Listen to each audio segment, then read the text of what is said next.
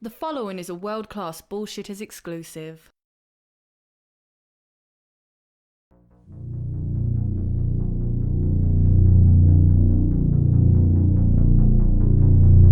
The future. A nightmarish hellscape. The world has fallen into madness, accelerated by the constant need to virtue signal. As film properties decline in popularity, desperate Hollywood execs, fueled by greed and cocaine, dig up old franchises in an attempt to cash in on nostalgia and brand recognition. Unbeknownst to them, the key to success is out of their grasp, because in trying to win the biggest audience possible, they alienate the fan base that makes it a chore to support the brand. This is 2019. The future is now, and this is the dark fate of Terminator. It may seem a little cliche to say that something is the next Ghostbusters 2016, but if it walks like a duck and quacks like a duck, well, you know the rest. The reason this comparison is apt is because just like Ghostbusters, when Hollywood is trying to dust off an old franchise that everyone is over, they pull out the guilt card. They try to guilt you into seeing a film by calling you terrible, terrible things, then saying, if you aren't the horrible thing I claim you to be, give me your money. We did cover this on the most recent WCBS podcast, which you can find here on this channel or anywhere podcasts are found. But I wanted to go a little deeper into this topic because I've been thinking about just how frustrating this failed guilt tactic has become.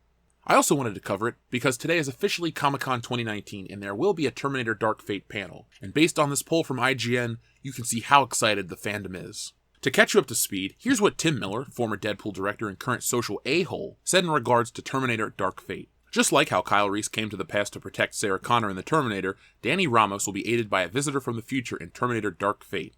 Mackenzie Davis is Grace, who is a human-machine hybrid. Dark Fate director Tim Miller is confident that many folks will respond positively to Grace, but he wasn't afraid to drop a few F-bombs directed at the people who dislike her for purely sexist reasons. If you're at all enlightened, she'll play like gangbusters. If you're a closet misogynist, she'll scare the fuck out of you. Because she's tough and strong, but very feminine.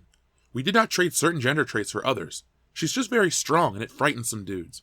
You can see online the response to some of the early shit that's out there. Trolls on the internet. I don't give a fuck. Clearly, Tim, you do. Tim Miller's response was partially referring to the backlash a Terminator Dark Fate poster received earlier this year with Mackenzie Davis and her co-stars being called feminazis. It's one thing to see Dark Fate and walk around not liking Grace for characterization or plot issues, but for the people out there who are already bashing her because she's a woman and occupies the protector role that traditionally belongs to men, Miller is not having it. I think it's safe to say that people are bashing this film early because it looks stupid and pointless, and that's where the Ghostbusters 2016 comparison begins.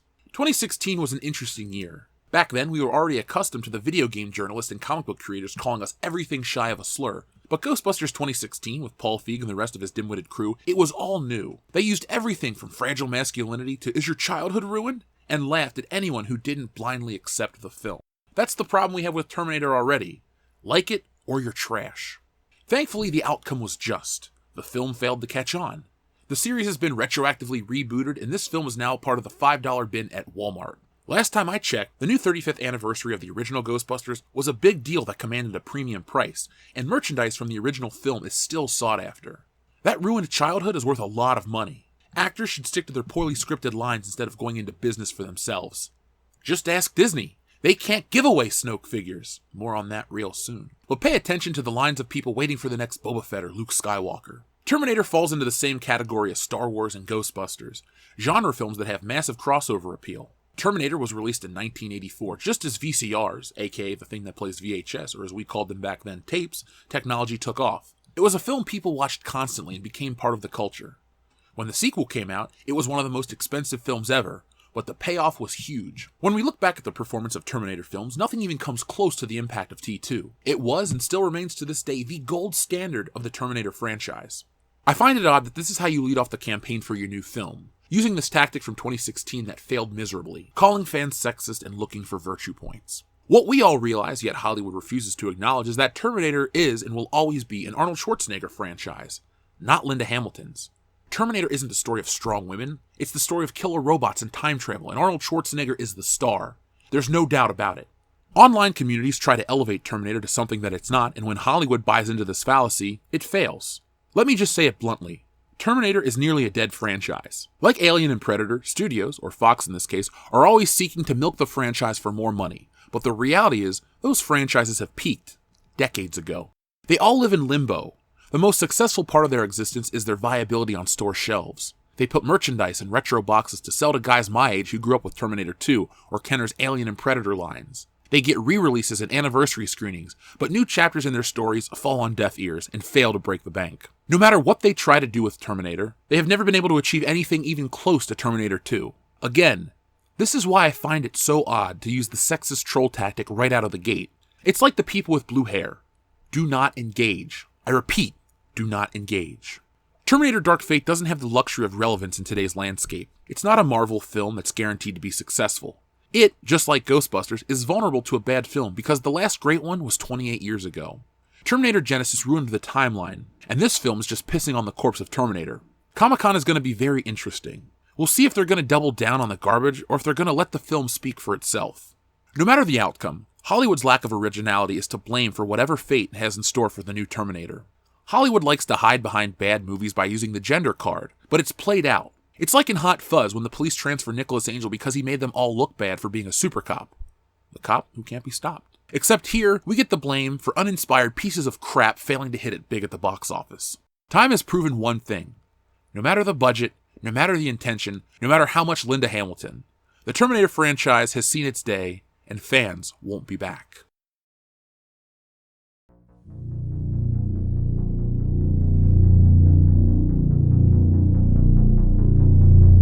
Future. A nightmarish hellscape. The world has fallen into madness, accelerated by the constant need to virtue signal. As film properties decline in popularity, desperate Hollywood execs, fueled by greed and cocaine, dig up old franchises in an attempt to cash in on nostalgia and brand recognition. Unbeknownst to them, the key to success is out of their grasp, because in trying to win the biggest audience possible, they alienate the fanbase that makes it a chore to support the brand. This is 2019. The future is now. And this is the dark fate of Terminator. For decades, the Terminator has been one of the premier names in sci-fi action films. From its first film in 1984 through its second film in 1991, nobody did it better than James Cameron in the Terminator series. Then the third, fourth, and fifth films came out, ruined the legacy, pissed on the Terminator lineage, and destroyed the brand. So you think it couldn't get any lower? Well, this is a Hollywood film, and Hold My Beer is written in nearly every contract because we now have Terminator Dark Fate, or T6 as I'm going to be calling it moving forward for brevity's sake, and that film has now killed Terminator permanently. Unnecessary sequels are just a part of life.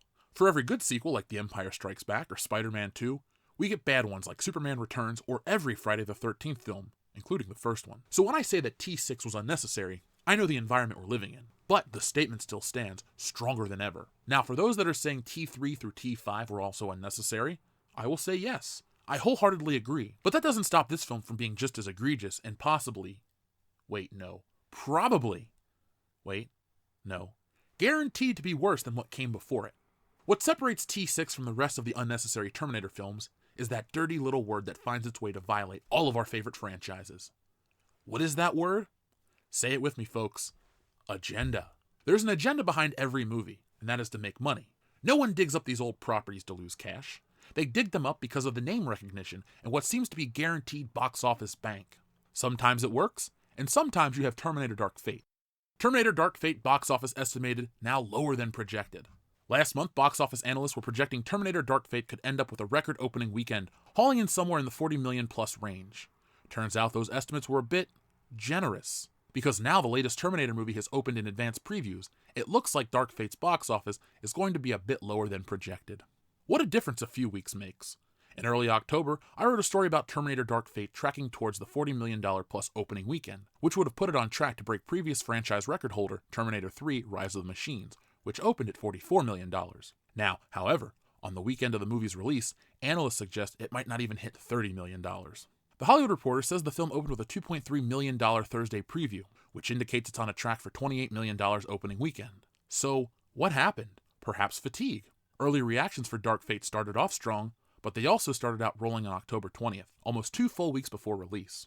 Whenever a film launches, its early reactions can trip up some folks and cause confusion. Case in point, it already feels like the conversation around Dark Fate is over, even though it just opened. Of course, that logic only applies to a film whose fans obsess over this stuff. The average, casual moviegoer doesn't pay attention to such things. Still, the reviews that eventually arrived for the film are mixed at best. That could certainly deflate some excitement. Then you have to factor in the knowledge that Terminator Dark Fate is the latest entry in an altogether lopsided franchise. Most can agree that Terminator and Terminator 2 Judgment Day are great movies, classics even, but everything after that? Not so much. Perhaps the lesson here is that Hollywood should just stop making Terminator sequels. Then again, things could also turn out differently after the weekend ends. Maybe Dark Fate will end up surpassing these now adjusted expectations, and it'll be a big hit after all. Or if you're lucky enough to live in one of the very few places playing The Irishman in theaters this weekend, you should probably go see that instead. Now that sounds like a ringing endorsement. Now you know it, and I know it, and the media knows it. Terminator is a dead franchise. The story ended with Part 2, and every film since then has hobbled along, falling just short of relevance. When you have a property that you want to bring back to the forefront, there are a handful of things you can do, but Hollywood seems to be obsessed with trying something that never works. It's clearly smart to try and expand your audience, get more eyes on your products, butts in seats, more money in your pocket, but you shouldn't do this at the expense of your pre-existing fan base. Terminator, much like Star Wars, more on that later, has done that by trying to make the Terminator modern or woke to the layperson. Woke entertainment sucks, simple as that. If you don't know what woke is, it's a colloquial term. Woke is used to describe what's light on originality but heavy on feminism or any current issues where only one side is represented on film. The films then become a lightning rod for controversy, where the public discourse or conversation about the film isn't about the film itself, but the agenda behind it. Finally, the film is used to label any person who doesn't agree with the agenda of the film, filmmakers, or marketing campaign as a sexist, racist, etc., etc., etc. Woke films have become synonymous with garbage like T6 or Ghostbusters 2016 or the countless other gender-swapped or ideological-driven films that are light on originality and respect. And that's where the problem for the fans, the real fans, stems from. T6 is a rehash of T2, liquid Terminator villain, robotic hero, Linda Hamilton, a truck chase, etc. That's where it fails in originality, like The Force Awakens that copied A New Hope. Death Star insert, desert planet, wise mentor, I need to stop right now before I go on another one of my rants. If you want to hear that, just type in world-class bullshit or Star Wars, there's countless videos. In regards to respect, the film disrespects the legacy of the franchise by undoing the achievements of the previous films, by making the original beloved characters ineffectual, weak, or outright stupid, just to make these new, hollow characters seem better by comparison. Again, much like Star Wars, T6 wiped out John Connor and propped up Danny Ramos. Why? Sarah Connor isn't treated much better either. Her struggle to keep John alive so he can fight in the future war is all for nothing now. Sure, she shoots a gun, but does that make her a great character? No, it takes away her complexity and her purpose. It's the lack of respect that angers fans the most, but the filmmakers play dumb and hide behind the agenda to shield themselves from any criticisms. They make themselves martyrs for their cause, and the media definitely plays into that game. Or did. Terminator bombs again as Dark Fate nabs apocalyptic $10.6 million Friday. Even with James Cameron and Linda Hamilton returning with Arnold Schwarzenegger in an R-rated sequel which stole from Star Wars The Force Awakens playbook, Terminator Dark Fate once again failed to avoid Judgment Day because audiences just don't care about the Terminator as a brand, or an IP, or a franchise. Terminator Dark Fate faced Judgment Day once again yesterday, earning just $10.6 million on Friday. The sci-fi sequel, directed by Tim Miller, produced by James Cameron, and starring franchise vets Linda Hamilton and Arnold Schwarzenegger, alongside newbies Mackenzie Davis, Natalia Reyes, and Gabrielle Luna, was the third attempt to revive the Terminator series for a decade.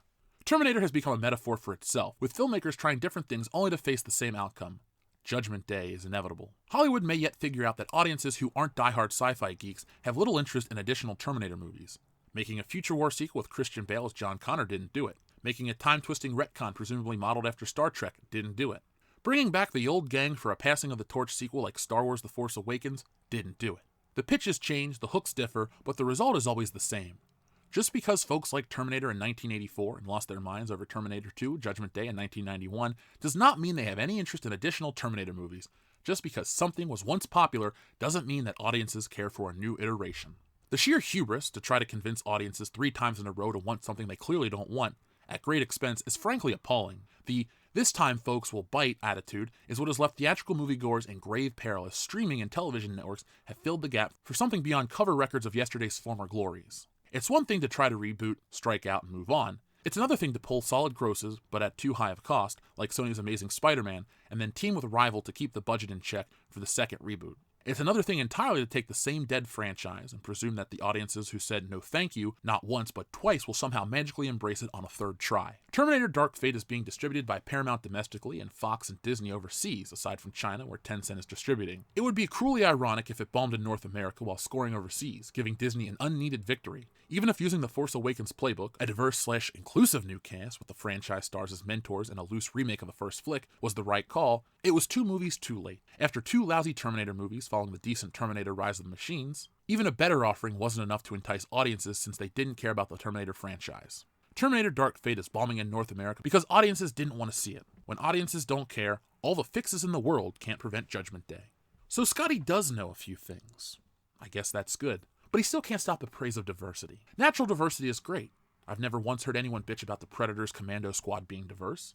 I've never once heard someone complain that Al Powell in Die Hard was a black man. I've never once heard that Riggs and Murtaugh felt forced. Those were all natural and, dare I say, perfect. Here, the Terminator is being used as an allegory for border policy and female rights, and it's wrapped up in a thin, moldy shell. The filmmakers know what they're doing on T6. Back in July at Comic-Con, director Tim Miller had this to say in regards to the fans that didn't embrace the androgynous Grace, played by Mackenzie Davis. If you're at all enlightened, she'll play like gangbusters. If you're a closet misogynist, she'll scare the fuck out of you. Because she's tough and strong, but very feminine. We did not trade certain gender traits for others. She's just very strong, and that frightens some dudes. You can see it online with the responses of the early shit that's out there. Trolls on the internet? I don't give a fuck. Well, you should have, Tim, because nobody came to see your movie. They started early trying to insulate Terminator 6. They tried, and they failed. In this world gone mad, we won't spank the monkey will spank us. Sorry, wrong script. If the Terminator was an allegory for the evils of artificial intelligence and man's failure to protect Earth, T6 is an allegory, or in this case a cautionary tale, for film franchises not to rely too heavily on nostalgia and political correctness. Even James Cameron, the creator of Terminator, had creative spats with Tim Miller. Miller is not a man to simply roll over and let someone else dictate what to do, even if that someone is James Cameron. According to Cameron, he had a much easier time working in a similar capacity on Alita Battle Angel with Robert Rodriguez. My work with Robert on Alita was very different, he admits. Robert loved the script, loved everything, said, I just want to make this movie. I want to make the movie the way you see it. And I was like, no, you got to make your movie. And I had the reverse experience with Tim, which is Tim wanted to make his movie, and I'm like, yeah, but I kind of know a little bit about this world. So I had the matter and the antimatter version of that producerial experience. It didn't work for Ghostbusters, and it didn't work for Terminator. On second thought, both of those film series started in 1984, and they got terrible remakes in the late 20-teens. There's one other franchise from 1984 that hasn't been touched yet. Maybe... No. Oh God, no.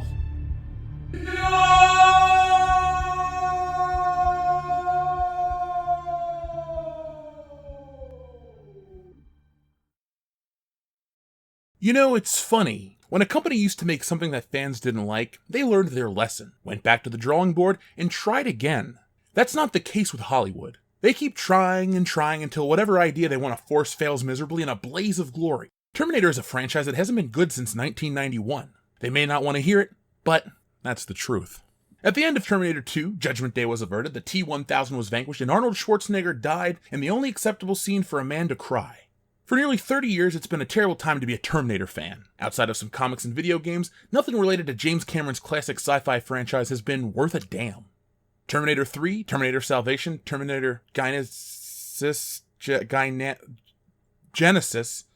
What asshole spells it like this? All 3 of those films have sucked to varying degrees. Terminator Dark Fate, the most recent cinematic abortion to feature Arnold Schwarzenegger's T-800 and my best friend's favorite movie, was an eye-roller for some, but dead on arrival for others, since the creators decided to take the modern approach and inject a dying franchise with identity politics and feminism.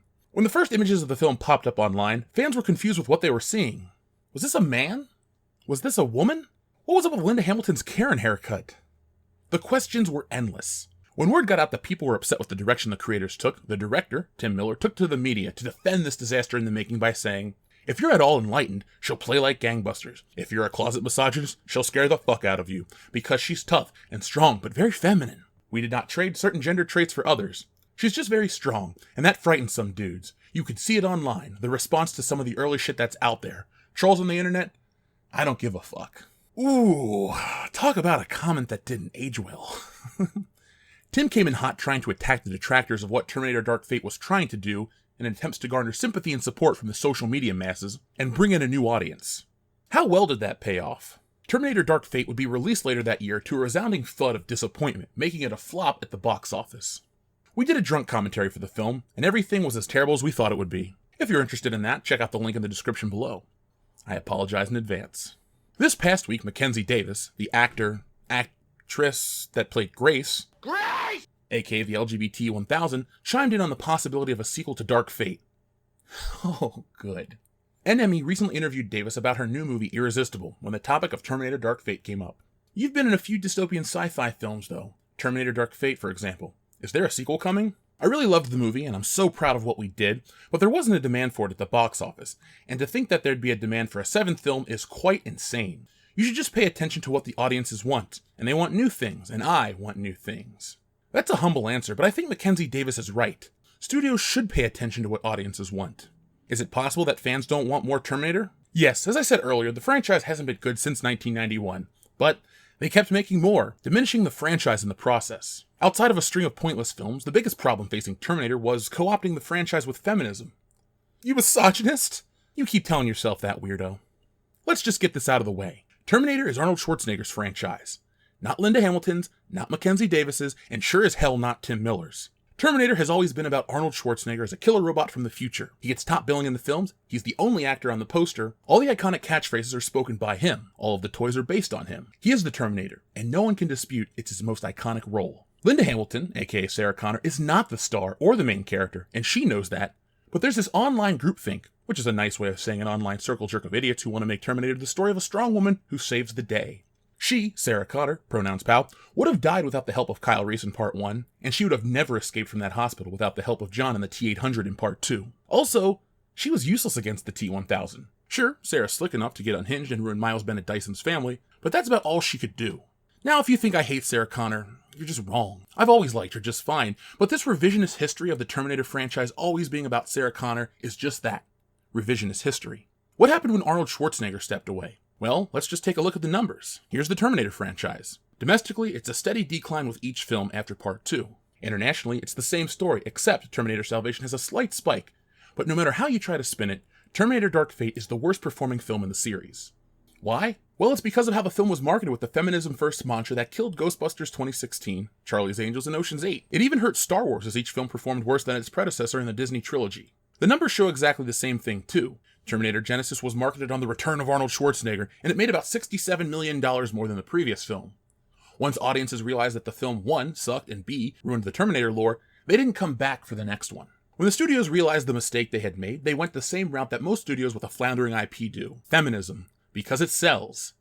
To no one. Terminator Dark Fate's biggest mistake was taking that approach while doing the same thing Disney Star Wars did. Altering the storyline / neutering the character's accomplishments. In Dark Fate, they kill off John Connor in the opening, rendering the events of Terminator 2 useless. Everything that Arnold and crew had fought for was all for naught. Then, on top of that slap to the face, they not only made a bad film, but they turned the Terminator into an allegory for immigration.